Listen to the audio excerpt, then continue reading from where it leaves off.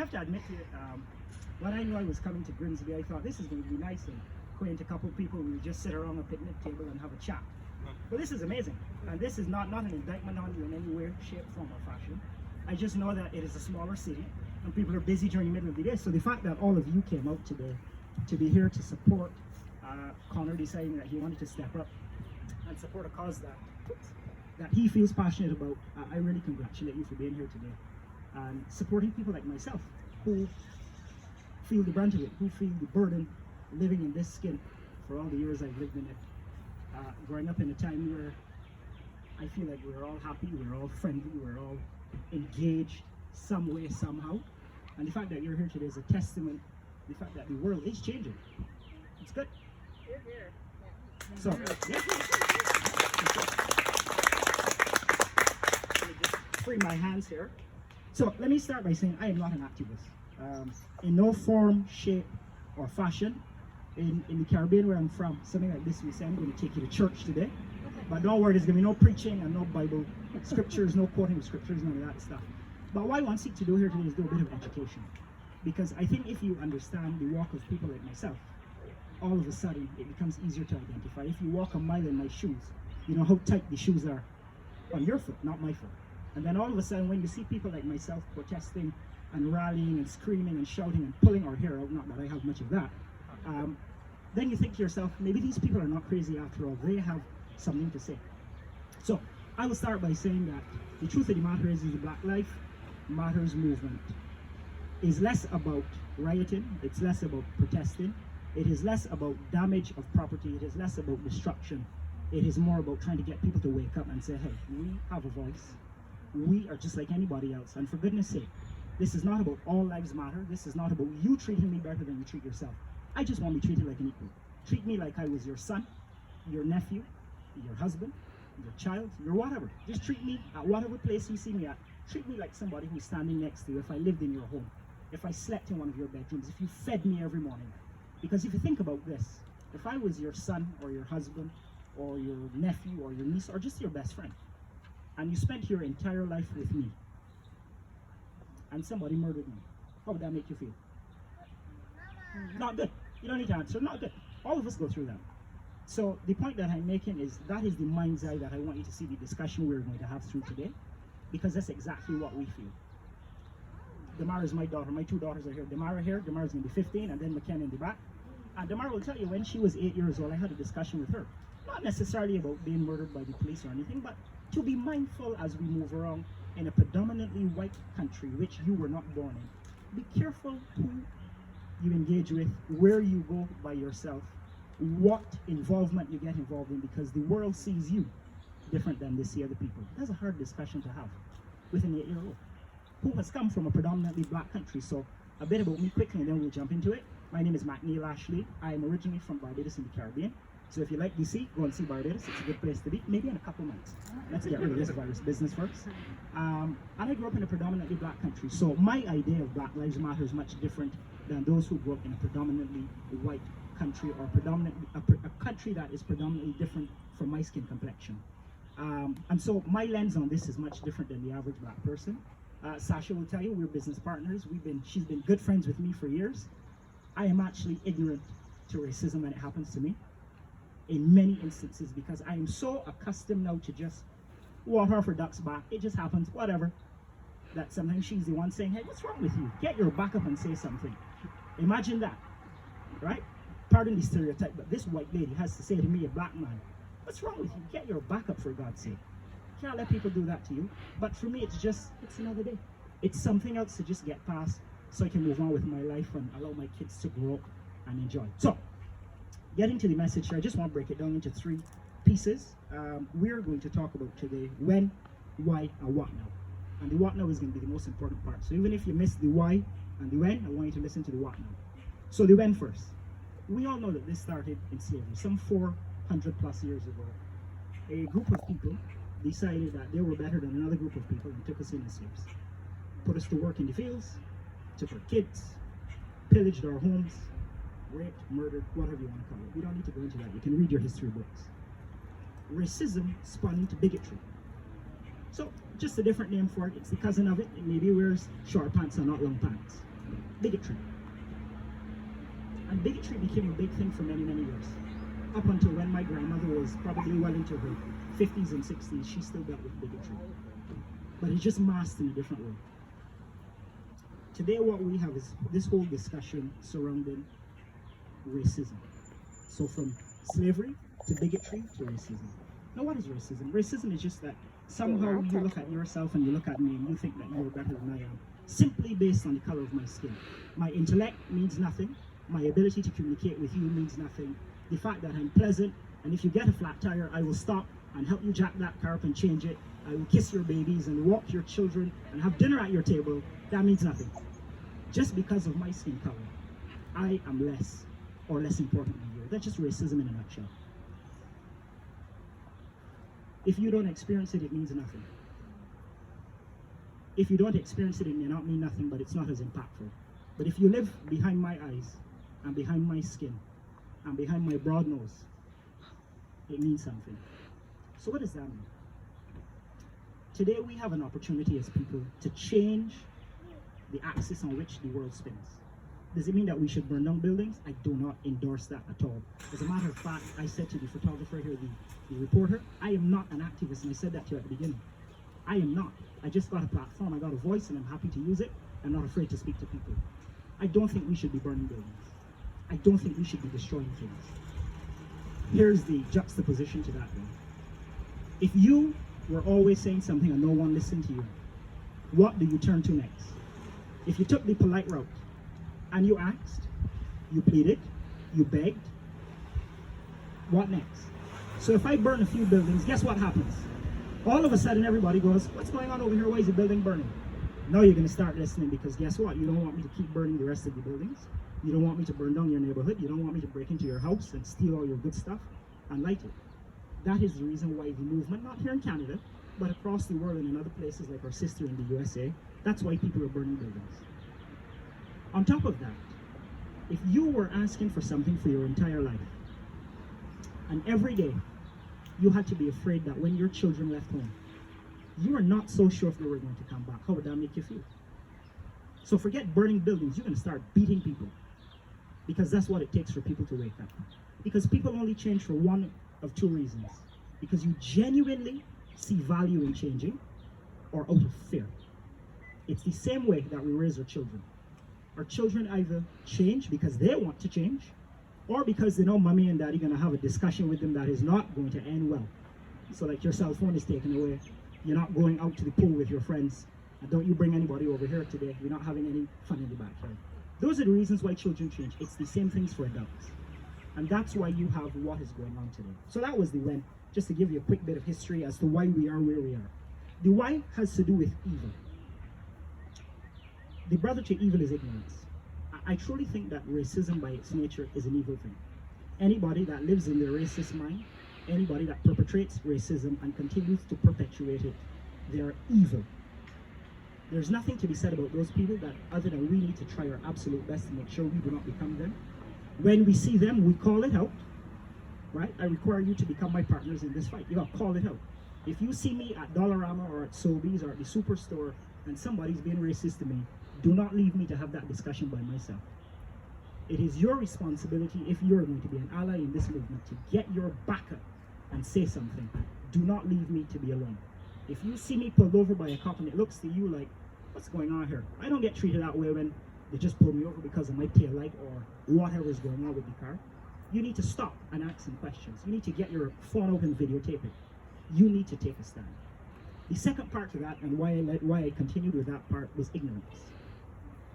There's nothing wrong with being ignorant. I am ignorant. Unless I have the knowledge, I'm ignorant to the fact. It's education is why we send our kids to school. Children are born ignorant. We send them to school so that they get education, they become enlightened, and guess what? They grow up to be good, upstanding citizens and adults just like all of us standing here. But you cannot become complicit in your ignorance. What does that mean? If you know something and pretend that you don't know it, you're complicit in your ignorance.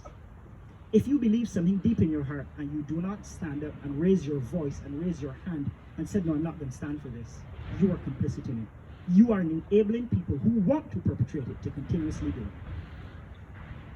So evil, the brother to evil, is ignorance. The second one to that, and I'm going to run through this last one quickly. It's just a lack of understanding. I think ignorance and a lack of understanding is a little different. It's like when you're teaching children how to do algebra, I still struggle with it, my God. They tried and tried. If you ask me to do algebra now, forget it. Down the rabbit hole I go. Get my kid, she's good at it. I want nothing to do with it. But that's a lack of understanding. I just have not applied myself. We have to make sure here, as we stand here today and as you talk to people, that you are applying yourself. That you do not have a lack of ignorance. So you're neither evil or you're ignorant. You also don't have a lack of knowledge, sorry, not a lack of ignorance. You don't have that lack of knowledge. You really focus in. How can we do that? By reading, by going online and doing some research. I mean, for goodness sake, we got YouTube. When I was growing up, I still had to plug the telephone into the back of the computer, for God's sake, to get internet. Nobody needs to do that. You go on your cell phone and you type in what is racism. And by the time you've watched that video, there are 4,000 videos waiting for you explaining it. You can spend the rest of your life and still not understand it. That's how much knowledge there is out there. So there should be no lack of knowledge. Just simply go out, ask questions, talk to people. And if you do not have a friend that looks like me, get my name and telephone number. I'll be your friend. I'll tell you exactly my walk. I'll tell you exactly what it felt like walking around and listening to people say things that were not pleasant and polite to me. The next one here. Let's go on to the what now, because this isn't meant to be long and drawn out. Education. We have to start educating ourselves.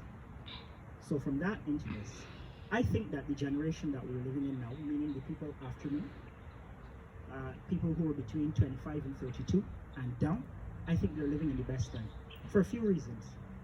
I went to school with all black people when I went to school. You understand my ignorance of white people, right? And I'm just giving stereotypes. This is not how I speak in my everyday life. But I'm giving the stereotype here. You understand my lack of knowledge and my ignorance of white people. To lo and behold, to move to a fantastic country like this, and have allies, have friends, people that care for me, and says, if you need anything, you call me. No, you pick up the phone and call. I don't care what the problem is. You call me and I'll tell you how to get it fixed. And if you can't get it fixed, I'll fix it for you. I came here and I grew up as a person, understanding that I can have true allies. This is how far it is. My better half looks like all of you here, doesn't look like me. My better half looks nothing like me. So I've come full circle from growing up in a predominantly black society to coming into a society like this, to embracing what Canada is, what it means to be a Canadian, to now living out what a part of that means. So education. But let's drill down here now to your children. Every generation, whether it is your wealth, your health, and your understanding, you try to make sure that your children, your grandchildren, and your great-grandchildren are going to have a better life than you have. You have a chance today to make sure that the generation who is now in their late 20s, early 30s, you can teach them and get them to teach their children who they will now be having. And you ask them to keep passing that forward, because we need to have this discussion. You don't need to raise your hand when I ask this question, but how many of you have sat down at your dining room table, at your kitchen table, in front of the TV, whether it be CNN, MSNBC, CP24, City TV, CTV, whatever news channels you have here in Grimsby, and you actually had a discussion with your significant other first, and then with your children, and then with your grandchildren? You have to take it. I didn't usually put up, but good. It's good to see that people are having this discussion. That's where it starts. Activism doesn't start here. It starts in the house. It starts when you are having those one-on-one intimate discussions, getting education first between each other, and then passing it down. The next thing I want to talk about education is, again, the point I was making about getting a black friend if you don't have one. That's a joke, by the way. But make sure that your children start bringing home people that look like you. Now, I'm not saying just go and pick up anybody off the street. Come on, let's not pretend. There are people that look like me that are worth dirt. Useless people. Let's not pretend. I'm not telling you here that all black people are fantastic. No, not at all. But as your children go to school and engage, get them to start engaging and start asking, what's wrong with you, John? Like, you don't have any friends that don't look like you? What's wrong with you? My kids, I talk about them, so tell me about your friends. What's going on? Tell me about your friends. I want to know. Because I want my friends to have white kids. Why? I can't teach them what it is to be a white person, but her friends can. You can share your struggle with her better than I ever will be able to. So teach your children to make sure and go out of their comfort zone. Okay? Next point. The second to that here is cooperation. Once you start to have that knowledge, start to cooperate, start to activate, get engaged. I don't need you to write a social media post. If you feel like, it's up to you. I don't need you to walk the street with a placard saying Black Lives Matter. Glad you have it. No justice, no peace. I'm glad that you felt so moved and compelled to join in that way. But that's not what we need. We need each of us talking to somebody else because there's where change is made. So cooperation, working with me. If I tell you I got a problem, here's something I had, join with me and help me solve it. Get 2 other people and get them to help solve it. Let those 2 other people speak to 2 more people and get them to come and solve it. Cooperation. Now, let's jump into the real exciting part, a complete change. We talked about parenting, but let's talk about friendships and relationships. It is not good enough to have a black friend, or for me to have a white friend, or to have a Chinese friend, or to have an Indian friend, or whatever other stereotypes or groups of people I can call out here today. What is important is that we have a true connection between us. Because the relationship that we build, our children see. The relationship that we build, our children feel. In my culture, we call people auntie and uncle. And it's the strangest thing, there are lots of people who come on holiday and they walk the street and they say, oh, hi auntie, how are you? And they kind of take a step back like, I'm not your auntie. That's in our culture. Because we build our friendship so deep that it is disrespectful in my culture to call an older person by their first name. So if it's Sasha, it's Auntie Sasha for my kids. You don't call her Sasha. You are not friends. That is going to get you in trouble immediately. That is the type of friendships you want to build. Where your children see me, and not necessarily call me uncle because I'm still young. Let's not pretend like that. You call me Matthew or Matt. But I'm saying that the respect is that way where our families have such a good connection between us that they're happy to talk about uncle this body and auntie that body. That's that point. The next one now, and the last 4 very quickly, is how can you help? Really and truthfully, deep down inside, if you want to help this cause, I go back to the first thing I started with. Correct ignorance when you see it. Tell people. Sasha and I have this debate about calling people out. I am not the caller outer, let me tell you. When I get upset, it becomes very dangerous to be with me. I am not a happy, upset person at all. But by my nature, I'm very friendly and very easy, and whatever happens, but you gotta call it out. That's the first thing that we can do. The next one to that is support black people. It is all right, fine and dandy to be friendly with us, to have great friendships with others, and to be connected in terms of becoming family with others still. But you have to support black people. Support our causes, support our businesses, support us. If you are going to make a decision, and there are 3 people, I want you to seriously decide who you're going to support. Not because John has been the butcher in your neighborhood for 40 years. If there are 3 butchers, give everybody a chance. Because one of the things that we know has happened here is that disproportionately black people are poor and less wealthy. And this is a touchy topic to talk about, but I'm going to hit it because it needs to be said. We are poor and less wealthier than white people. Why? It's nothing that you here have done. I'm not blaming you. It's just the way the system is built. We were disadvantaged. We did not have a head start. And anybody you see like me means that I really put my head down and went to work. And grinded it out and cried and had my tears. Support our businesses. Because in supporting our businesses, you're supporting us to send our kids to good schools. And to make sure that we can have some sort of decent living in your community. So support our businesses, support our causes. Get engaged. Partner with us. The next to that, and the last, is just simply walk out and ask people, how can you help? If you saw me on the street and I looked downtrodden, I would want you to ask me, how can you help? What's wrong with you? Let us bring back the heart of Canada that I experienced when I moved to this country. When I moved to Canada in 2014, I lived in Fort Erie. There were 22 black people in that small town that I lived in. I knew every single one of them because whenever they saw you at the Walmart, they would run to come and say hello. Because it was like seeing something they'd not seen in forever. But here's what I also experienced in Fort Erie. People actually did not care what I looked like. My skin color meant nothing. Whether you were the pharmacist, the doctor, the police on the street, the teacher at the school, just a neighbor, I had no fear of walking the street. People were friendly and warm. And that is what I think all communities need to embody and to really put out there. We have to literally wear it and stand by wearing it and get up every morning the same way you take a shower and put your deodorant on. You got to put your desire to build that community on. Seek out the understanding, seek out dealing with people. And if you do nothing else here today, the only thing I want you to keep in mind only thing I want you to keep in mind.